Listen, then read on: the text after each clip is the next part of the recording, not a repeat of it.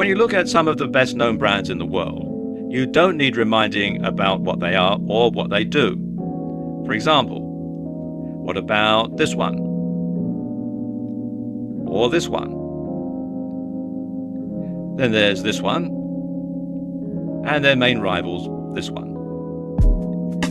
And even though, with one exception, none of these brands actually have the name of the company or the product in them, you can tell by looking exactly what the company is and exactly what they make. For example, you can tell just by looking at this collection which company makes running shoes and which company makes computer software. And in fact, if a brand is really successful, you only have to see its name or logo, even out of context, to be reminded about what the company does or what the product is. I mean, for example, take a look at this photograph here.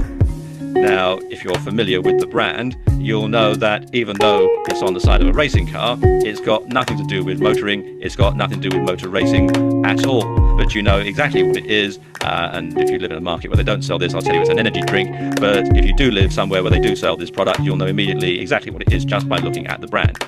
And it's the same online as it is offline. So you need to be consistent.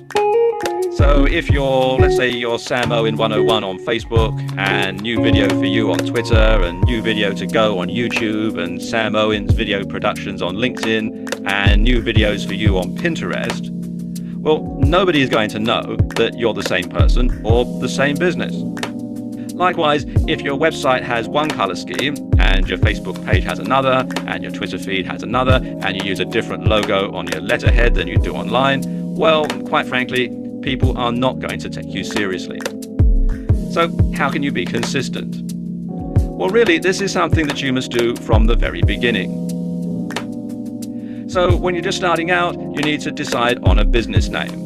Now, of course, I suppose the obvious way is to just simply use your name, but that can be problematical if you ever decide to sell the business on to somebody else. You're also selling the rights to your name. So generally, if you plan on perhaps selling your business on later on, then using your name isn't a very good idea.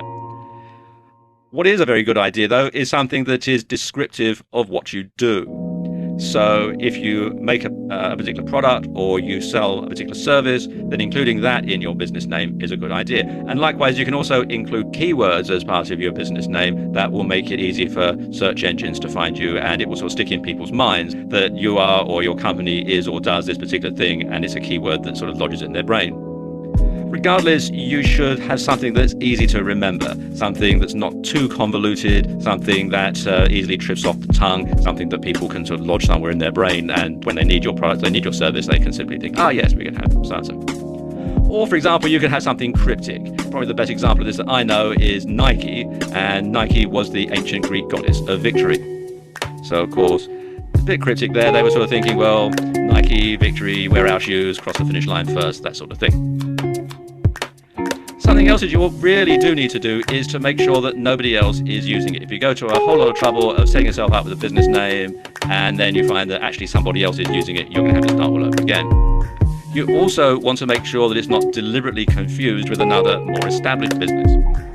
And I'll give you a real life example here.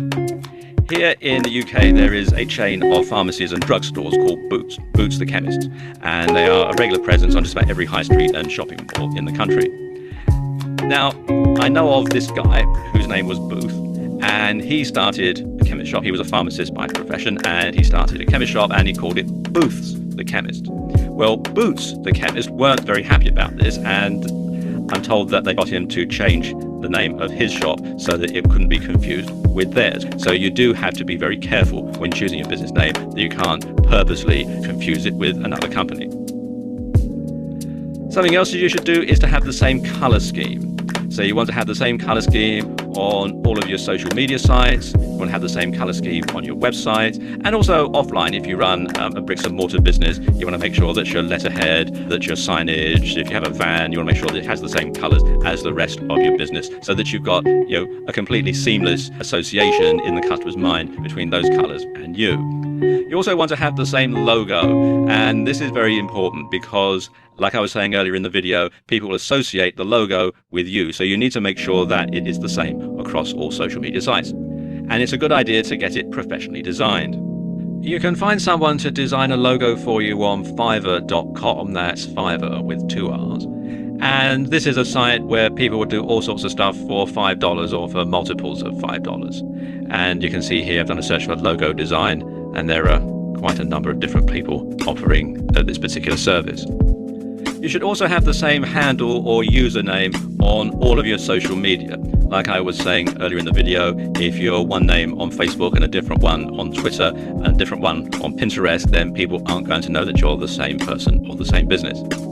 So it's a good idea to go through and register an account on all the different types of media, all the different social media platforms, even the ones that you don't plan on using. Primarily because this will stop other people from hijacking your name and trading off your goodwill.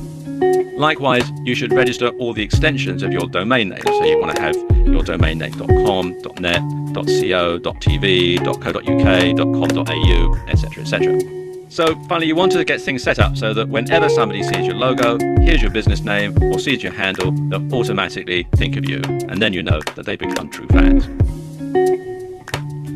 In this video, I want to talk about ways that you can grow your Twitter fan base. Now, Twitter is a fantastic tool for marketing and getting more fans and followers, but most people don't use it correctly. And you must make it easy for your fans to find and follow you. And this means having the same branding as on other sites. Now, for example, let's say you run a site in the fitness niche called Ultimate Fitness Supplies, and you supply home gym equipment, say. Or you would want to call your business, obviously, Ultimate Fitness Supplies. You would have your website, ultimatefitnesssupplies.com. On Facebook, you'd be facebook.com/Ultimate Fitness Supplies. On Twitter, you'd be at Ultimate Fitness Supplies, and so on. And you keep that up all the way across. Something else that you should do on Twitter, and it's very simple, but surprisingly people don't, is to simply ask people to follow you. And if you place a Twitter button on your website and ask people to follow you, well, that's usually enough. But if you find people still aren't signing up, it could be because of one or two things. First of all, either no one knows that it's there, so you'll need to make your sign up button a bit more prominent, or you're not providing enough incentive for people to want to sign up, and this can be a big problem. So instead of just leaving it to chance, why not say in the occasional blog post something like, to stay up to date with all our latest content and special offers, please follow us on Twitter. Or for exclusive special offers, follow us on Twitter. And then occasionally perhaps you might tweet a coupon code number to your Twitter fans that they can use to get a discount when they come to check out if you have a shopping cart site, that sort of thing. So it gives people a really good incentive to follow you on Twitter because there's something in it for them as well as being able to receive all your latest tweets. Now, something like this might just be enough to draw attention to your Twitter feed and get people interested. And this works even better in video, so if you occasionally vlog, be sure to ask people to sign up at the end of each video. And you can perhaps have a graphic that says, follow us on Twitter, and then your Twitter tag, etc. And once you have a decent number of followers, then you can use the option to have this number displayed. And this can be really powerful because people love to follow the herd. And you can create a follow button quite easily on this site, which is publish.twitter.com, and just simply enter your Twitter URL in here and follow the on-screen instructions. And of course, the best way to get people to follow you on Twitter is to simply deliver quality content that people want to read. But unfortunately, so many people get this one totally wrong. So let's look at these particular tweets. And let's say again that you're in the fitness niche. Something like this, do you want to get in shape faster? Try our hashtag chin up, hashtag bar, hashtag fitness, hashtag hypertrophy. Running in a marathon? Make sure your hashtag training, hashtag shoes are up to the task. We're offering a 10% discount to new clients for this month only. Sign up now at, and you've got the bit.ly URL there, hashtag deals. Our dumbbells come in a range of weights and sizes, hashtag dumbbells, hashtag weightlifting. You get the point. So what's wrong with this exactly? Well, it would be quicker to ask what's right with it. I mean, think about it. Would you follow that kind of a Twitter account? What would be the point? If you were an existing customer or fan, seeing adverts for something you were already using wouldn't offer much value. And if you weren't an existing customer, you'd probably be frustrated and annoyed by all the constant nagging. So the question you need to ask yourself is, what would your customers want to read? So put yourself in your customer's shoes, and seeing as we're on a fitness theme here, put yourself in their running shoes. What would they like to know about? Well, as in the fitness fitness niche, you could provide fitness tips or workout advice, diet ideas, etc. If you run a blog on martial arts, then discuss moves and your favorite martial arts film. Think of each tweet as a mini product and try to ensure that the reader benefits from it in some way. Now, whether that's by being entertained or by learning something, it doesn't really make a lot of difference. Also, for business niches, industry news can also prove very popular. Another approach to take is a little less on the nose. Instead of directly discussing your niche, your industry, or your service, you can talk about the lifestyle of people involved with your topic instead. Try and sell the idea that you're all part of a community and tweet about subjects that might inspire or subjects that your audience can relate to. And you don't have to come up with original material every time either. You can retweet tweets from other leading players in your niche. And this helps to build a sense of community, and it tells followers that it's okay to retweet your tweets too. And of course, then you'll spread your word much further and wider than you would do if it was just to your own followers. So there you go, just a few ways that you can grow your Twitter fan base. In this video, I want to give you some tips on building a massive YouTube following.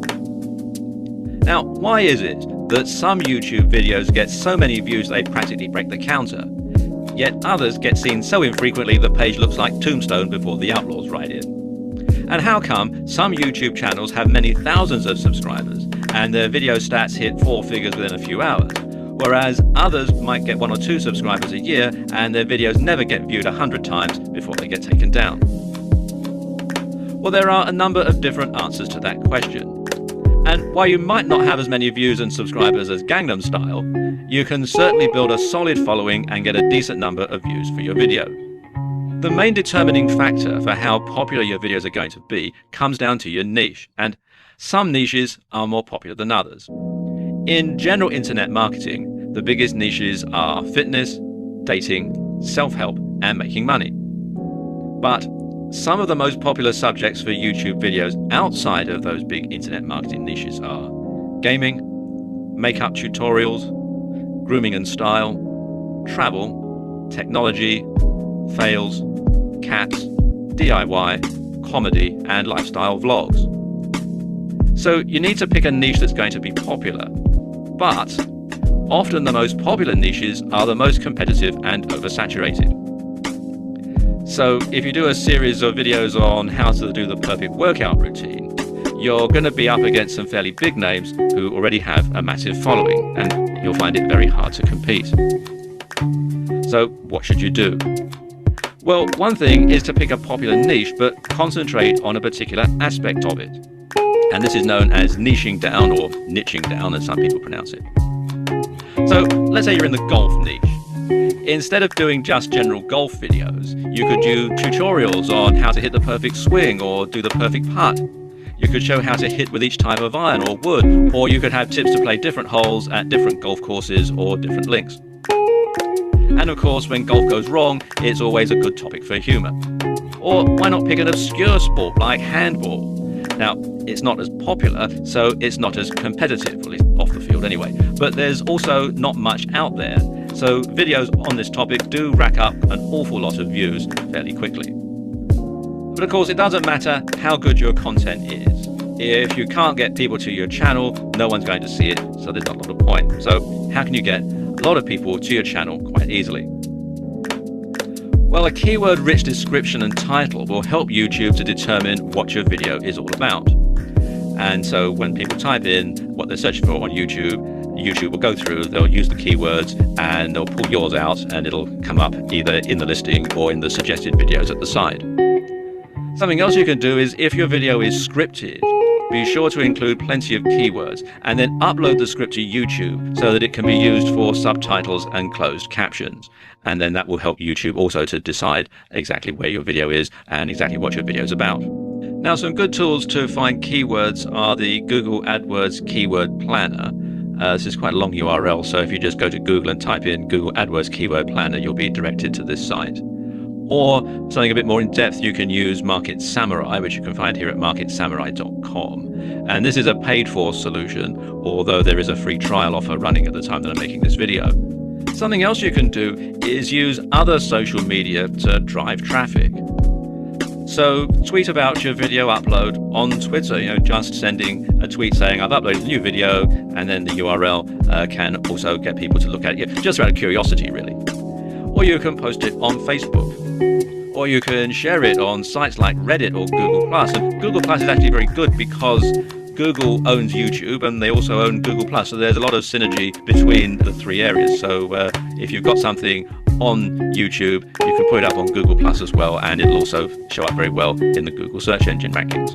Something else you can do is to embed your YouTube video onto your blog as part of a blog post. And if you have a WordPress blog, this is actually very easy to do. You just simply embed the URL and WordPress takes care of the rest. And you should also make it easy for others to share your video on their sites.